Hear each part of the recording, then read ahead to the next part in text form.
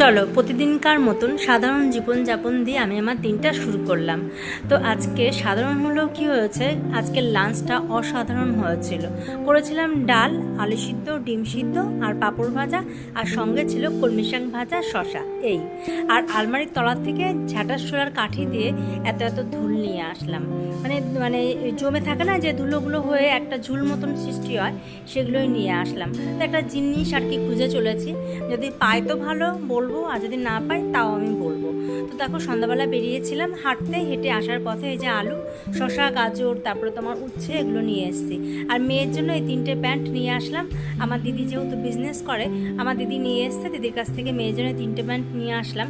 এই প্যান্টগুলোর দরকার হয়, বোঝোই তো, ছোটো মানুষ তো, ঘরে এরকম ছোটো প্যান্ট পরলে গেঞ্জির সাথে গরমকালে ভালোই হয়। তো চলো, আগামী দিন থেকে কিন্তু মেয়ের স্কুল খুলে যাবে, আবার আগামী দিন থেকে আমার আর একটা রুটিন শুরু হয়ে যাবে। আজকের মতন bye bye, tata, good night.